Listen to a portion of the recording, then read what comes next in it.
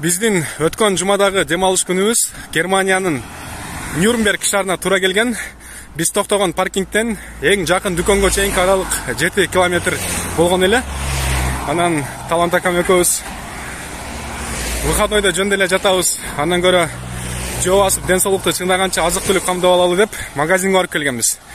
Күндүн ысыктыгына байланыштуу азыр көп камдай албай атабыз. Азык-түлүктөрдү бир жумага жете тургандай эле камдап атабыз. Холодильнигибиз да кичинекей.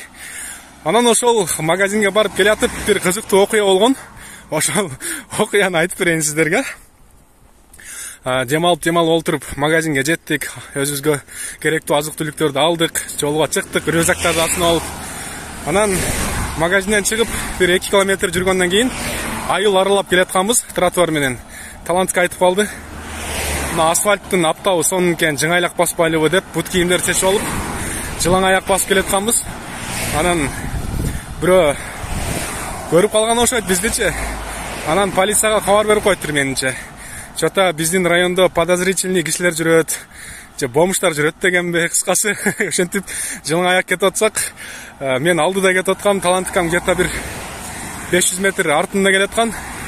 Бир маалда полиция келип токтоп калды жаныма. Анан жакын келсем, артында Таланткам отурат чалкалап полиция машинасынын ичинде. Не болду десем, мен билбейм, аларың токтоп салып алды, шеригим бар, анда кала кетели дедим деп коет. Анан полициялар документиңерди текшерип коелу, каяктан келдиңер, эмне кылып жүрөсүңөр деп сурады. Анан айттык, биз айдоочубуз, фурайдайбыз, паркингде турат машинабыз. Документтерибиз машинада десек жүргүлө, көрсөткүлө деп ошол жерден отургузуп алып, где-то паркингге чейин дагы 5 километр бар болчу, 2 километр эми жүрдүк эле. 5 километр ошентип полициялар жеткирип коюшту, барып документтерибизди текшерип кетишти, баары жайында экен деп. Анан бүгүнкү токтогон жерибиз дагы Франциянын Марсель шаарына токтодук. Бүгүнкү токтогон паркингдин дагы эң жакын магазинге чейинки аралык 7 километр экен. Азыр магазинге барып кайтып келатабыз. Где-то паркингге чейин дагы 3 километр бар, 4 километр жүрдүк. Талант акам чарчаган окшойт байкуш. Улам артын карап коет, дагы полиция келеби дегендейчи. Ака, эмне болду? Полиция келбей атабы? Жакшы болот.